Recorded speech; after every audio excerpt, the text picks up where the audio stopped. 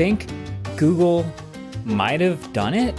The only reason I hesitate is because I've had this exact same feeling and said this same line before about like the Pixel 6, but Google's phones have always been all about software, and we just want them to get their hardware over the hump to have a complete competitive phone.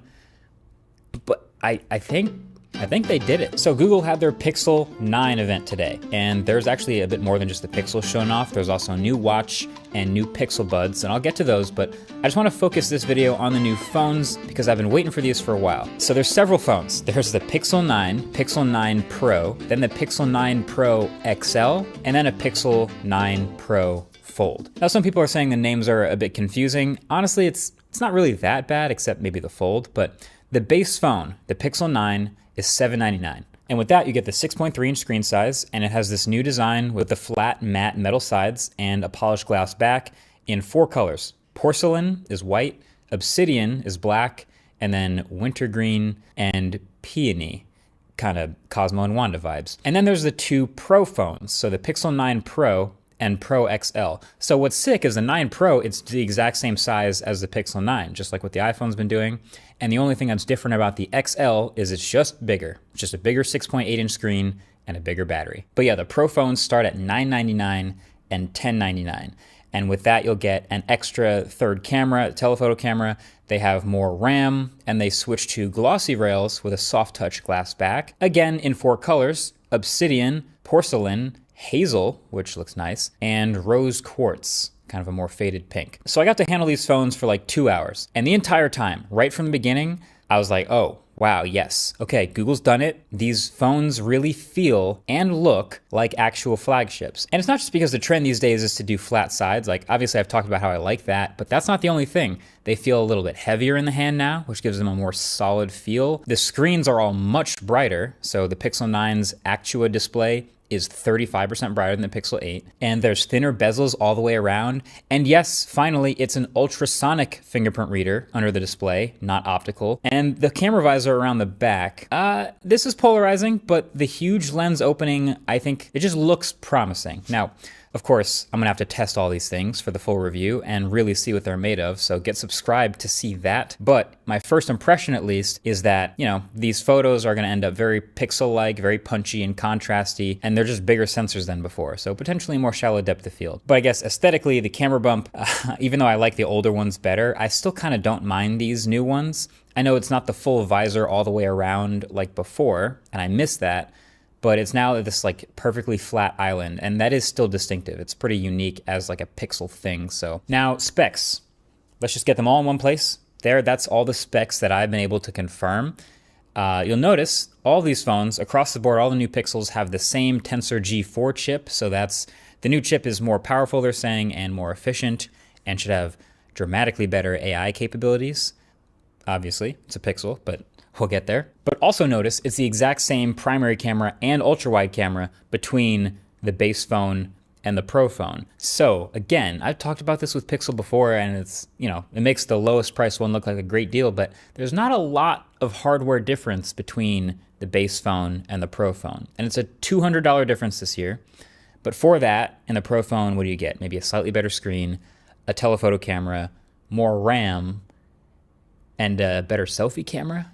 That's kind of it. Now, again, I don't want to make the mistake of judging it too soon because I haven't benchmarked it and I don't know what long-term performance is like, but when Google says Tensor is 20% faster with web browsing and 17% faster with app launching, I believe them. I mean, these phones are really quick and snappy, at least from my impression. And I just want to say again that I'm really glad they made the smaller phone with all of the benefits of the Pro, because there are a lot of people who want a better phone but not a gigantic phone. So having a Pro that's not a Pro Max is sick. But of course, these would not be Pixel phones without a boatload of AI, and so there are definitely some new AI features coming along with these Pixel 9s. The big ones are the new Weather app, the new Screenshots app, and Pixel Studio. So the Google Weather app has been redesigned for the Pixel 9s, as you can see, which is a bunch of tiles now, and this very, modern looking version of the weather.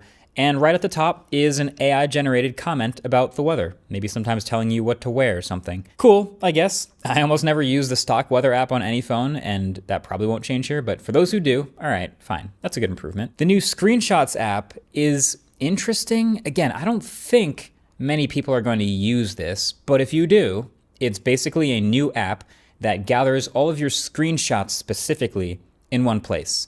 And then it scans each one of them for any information in them to be able to remind you later or help you search through later. But then there's the Pixel Studio app, which I guess that's the hot new thing in devices with AI, is to have an app called Studio that just lets you create AI-generated art on device with a simple text prompt. Apple has just announced that in iOS 18, but they're not shipping that yet. But the one thing I was impressed with playing with this one is it's really quick, like maybe 3 seconds or so to generate a new image, and it's completely on device, so it'll still be this fast when your internet connection sucks or you're offline or something like that. So yeah, I don't know, maybe your generated pictures or memes for text conversations or for Twitter or something like that. But yeah, it's another AI app on the phone. Also, Magic Editor in Photos has this new reimagine feature where you can not only erase things or reframe things in your pictures, but you can now highlight a section and reimagine it as something.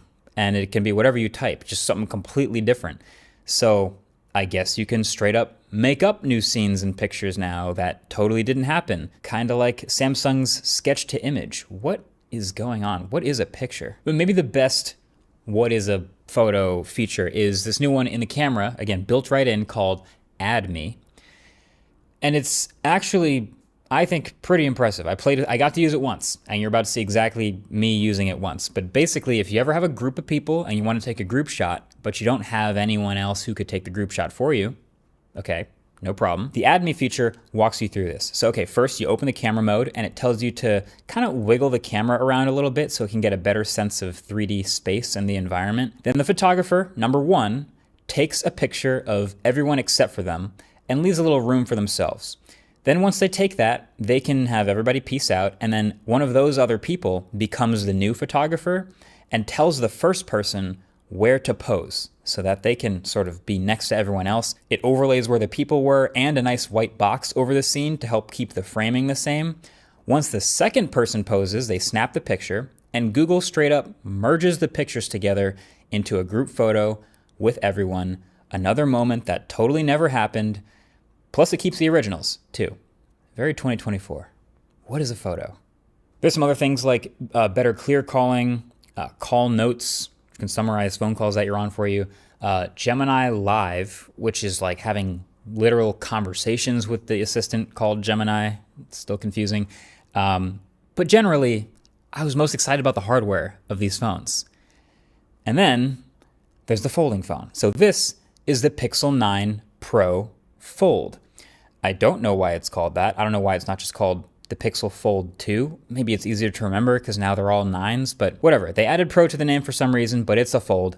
And the point is it's dramatically improved from the Pixel Fold that came last year. And it's the same price, $17.99. So look, Google cooked with this thing. I think the last Fold I was constantly calling the best foldable to use closed, which is kind of a half compliment, but it's true. This new one has an even bigger screen. It's 6.3 inches, so right now it's about the size of the other base Pixel 9, and it's still reachable because the bezels are all pretty thin. The whole phone is thin all the way around, and it's also much brighter. It's 80% brighter than the last Fold. And then on the inside, it's also a larger 8-inch display that, like I said, it mirrors the home screen layout of the cover display. And the whole phone, with the metal rails now and a soft touch matte glass, it just all feels even more premium, like of a flagship than ever before. And look at how thin this thing is. This has got to be, I mean, it's definitely one of the thinnest foldables out now. Maybe not the thinnest, but each side is barely thicker than a USB-C port. And so combined with the flat sides, it's barely thicker than a normal phone. Now, of course, it still has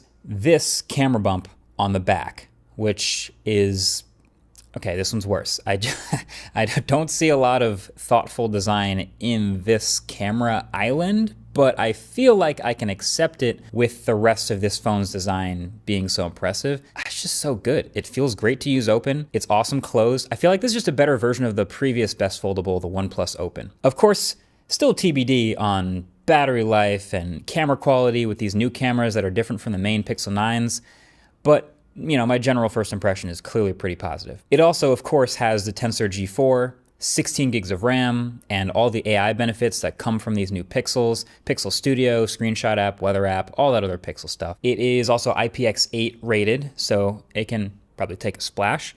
And Google also mentioned that they're partnering with some number of developers to optimize some games for the interior screen, so looking forward to see what those end up being. And it also comes in two colors, porcelain, white, and obsidian, black. So I think consider me highly interested. I've kind of been off the foldables train for my own daily driver for a while. I've gone back to dailying slab phones, but I think this Pixel 9 Pro Fold has a chance to get me back to being a foldable user if that outer screen remains just as usable as any other phone. And the bonus is a gigantic 8-inch screen whenever I want it. It's one of the biggest displays literally ever in a phone. So these phones feel, for now, like they've actually achieved the modernized glow up that we've been hoping for from Google's flagship phone. Maybe Qi 2 is the only thing missing that I'm actually bummed about that I can see on the spec sheet. But of course, as promised, it's not just the phones, there's also a couple other gadgets. So the new Pixel Watch 3 has basically the same design, but now comes in two sizes. There's a new larger 45mm size that gets you like 40% more screen, and the bezel is also a little bit smaller. So these screens are also a lot brighter, 2000 nits. And there's a new body score feature, which it seems like everyone suddenly decided to copy from Garmin this year, but that will sort of summarize all of your metrics into one score at the top. And there's also some new running features as well. Potentially the biggest change is the new dual chip architecture to give you even longer battery life. They're saying up to 36 hours in battery saver, which isn't exactly pushing the industry limit, but it should be better than last year. And same price. $349 for the small one, $399 for the big one. And then there's the new Pixel Buds. So the Pixel Buds Pro 2, which at this point are kind of like Gemini buds. So they updated the design to be a bit smaller, as you can see. Just these little bud things with no stalks. There's a little tiny stabilizer fin to keep it in your ear, hopefully. Sometimes it doesn't work with my ears, but I'll try. And then there's a new custom designed A1 chip based on Tensor that improves active noise cancellation, improves overall sound quality, and also lets you have a back and forth conversation with Gemini Live. Just a straight up, out loud, back and forth convo with an assistant. I will definitely be getting my hands on these to test, but definitely let me know what you're most interested in for the full reviews of these things. I'm planning on getting my hands on as many as possible, get subscribed to see this stuff, but is it the AI features? Or is it the new camera stuff? Is it the new hardware, which I think looks pretty sick? Let me know in the comments section below. Now, a few years back, I put up a poll on Twitter asking how many of you use a case on your phone, and like 3/4 of you guys said you do. And I guess that actually makes a lot of sense, and phones have gotten more expensive since then, so I can't blame you. So if you're thinking of picking one up, I definitely recommend checking out the grip case from channel sponsor Dbrand. It's kind of the whole package. It comes in matte black, it's super grippy, it has clicky buttons, and it adds those nice strong magnets. And yes, obviously also super protective. So I'll leave a link down below if you want to check it out. Either way, that's been it. Thanks for watching. Catch you guys in the next one. Peace.